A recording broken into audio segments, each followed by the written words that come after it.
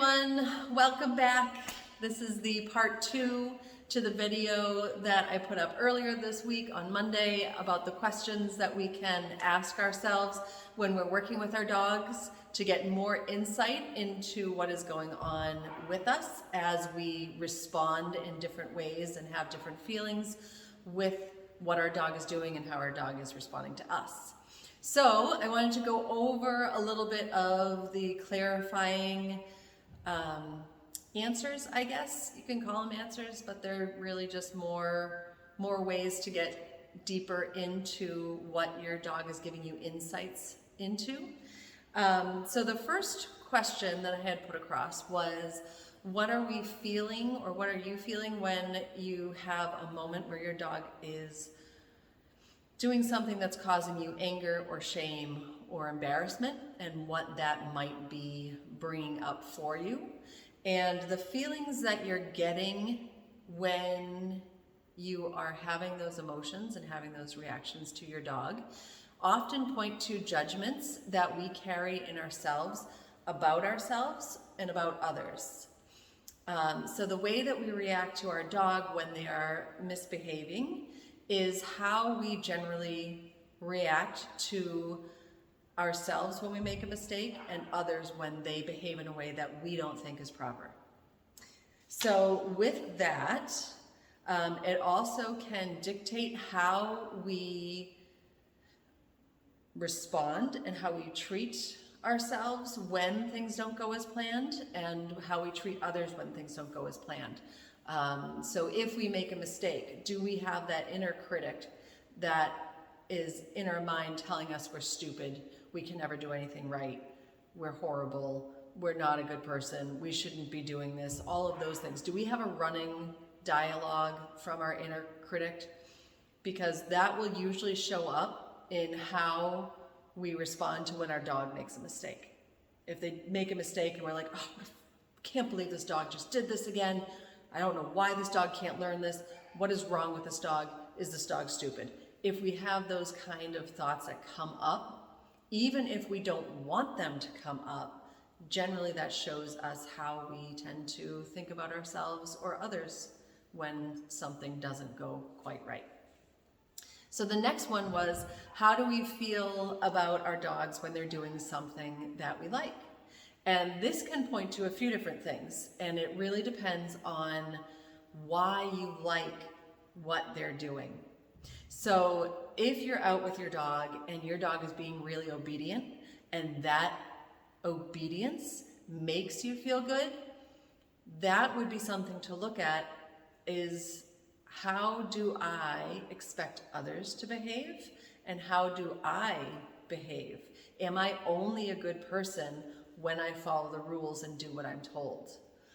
So that, if you're looking at your dog and your dog is making you happy because they are being obedient and following your directions and doing what you said, that could be a place to look into a little deeper and see why you're happy about that. The next one could be that it points out how we value ourselves. Do we only see ourselves as valuable and worthwhile if we can do something that others think is good? So when we're working with our dog, if our dog behaves and other people think that it's good, do we base our value on that? Because that will point out things that are usually happening in the rest of your life where you might not feel valuable unless you can perform in a certain way, or provide service in a certain way, or do things for others so that others are happy. That could be something that it's pointing to. And the last one, it can also show areas that we are healed in. If we are with our dogs and they are doing something and we can find acceptance and joy and really appreciate who they are as a little personality, even when it's not a thing they're doing for us, they're not doing obedience, we're not asking them to do a certain behavior, they're just being them, and we are really getting joy and fulfillment for that, that can point to an area in ourselves that we have worked on and have healed, that we can accept ourselves for who we are and find joy in who we are, bumps, bruises, and all. And we can accept that we make mistakes and forgive ourselves for making mistakes. And that will also flow over into other people in our lives and other situations in our lives. So the next question was, what do I like or dislike about my dog? And this question is interesting because it can point to things that we also like and dislike in ourselves and in others. And sometimes we're aware of these things that we like and dislike. And other times, especially when it comes to ourselves, when we have something in our dog that we really dislike and it really triggers us, that could be pointing to something in ourselves that we need to heal, that we might not be consciously aware of.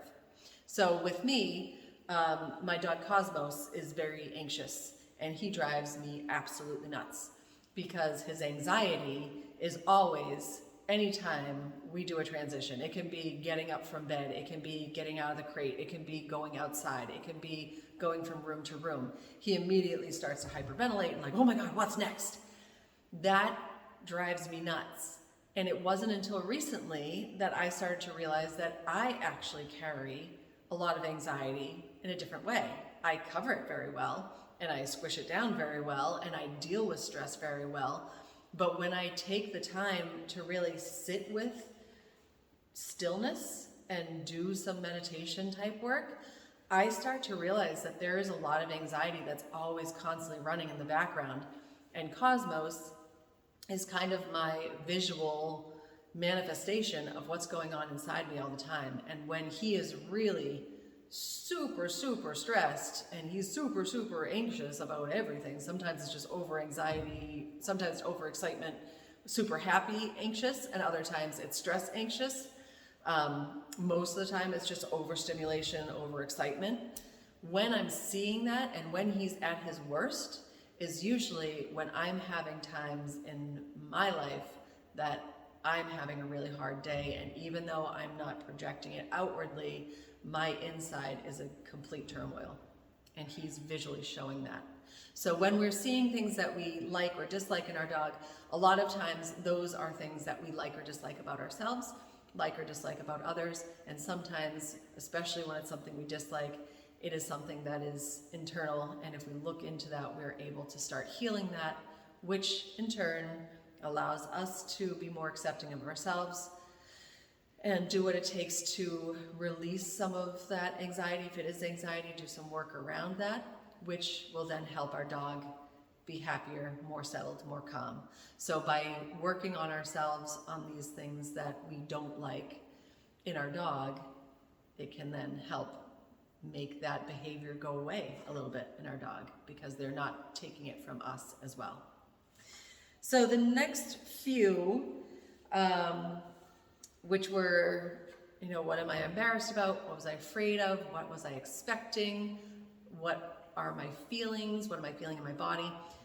So the first three questions, those go into what the deeper emotions are underneath the surface level emotion. A lot of times we are able to show happiness, laughter, joking around, or we're able to show anger. Sometimes we can show sadness, but a lot of times it's those first two, either making a joke of something or being really angry about something. And when we dig underneath, like, what was I angry about? What was I ashamed about? When we start to peel the layers back, it gets us to the point where we can find the deeper need. And when we tie them back or trace them back, there are most likely the anger side is connected to fear and sadness, and the happy side is connected to comfort and love. So when we're seeing these two emotions, when they come up, we can have a little bit of guidance of what was I angry about? Was I angry about my dog not listening because I was worried that something was going to happen to them? That's a fear.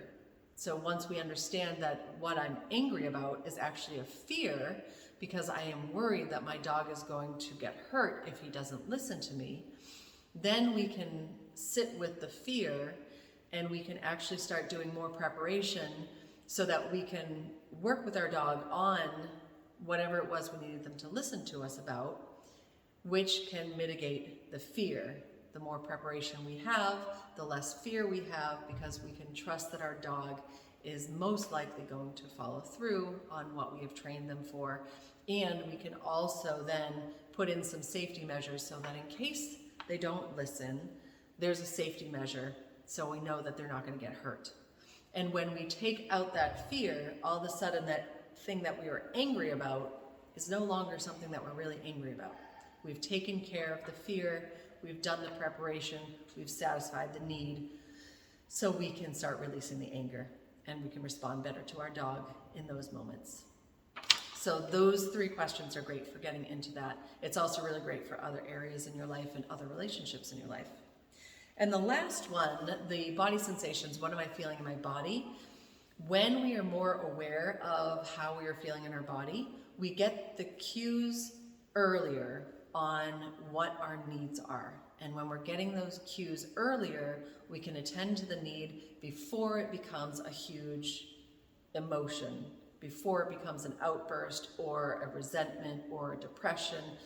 We can handle it right in that moment when we're feeling some sort of angry butterfly, when we're feeling happy butterflies, when we're feeling tightness in our throat, when we're clenching our jaw. The more we pay attention to those signs, the more we're able to do some breathing and release it and realize, okay, these are my signs that my nervous system is getting triggered. I'm going into that fight, flight, freeze, fawn mode. I want to dial it back to stay in that rest and digest so I can rationally think through this and make a better decision, a better response, and I can handle my dog better so that they, in turn, are not being traumatized by my amygdala response, my overblown sort of, it could be anger, it could be sadness, it could be any sort of emotion that our amygdala feels we need to do in order to stay safe. So those are some more clarifying questions or answers to the questions, which lead to more questions and digging deeper. If you have any questions with this, and if you like this sort of thing and would really like to work on it one-on-one with your dog, I'm happy to work with partnerships, you and your dog, and work on training games, give you some helpful practical preparation work for whatever you're dealing with, as well as helping you to understand what your dog is telling you and how to deal with the information that your dog is telling you, so you can in turn help your dog feel better and build a much more solid and trusting partnership. So I hope this helps. Let me know if it does. Let me know what your experiences are. You can put some comments below, or you can message me privately. If you're liking these videos, like and subscribe, and I will see you on the next one.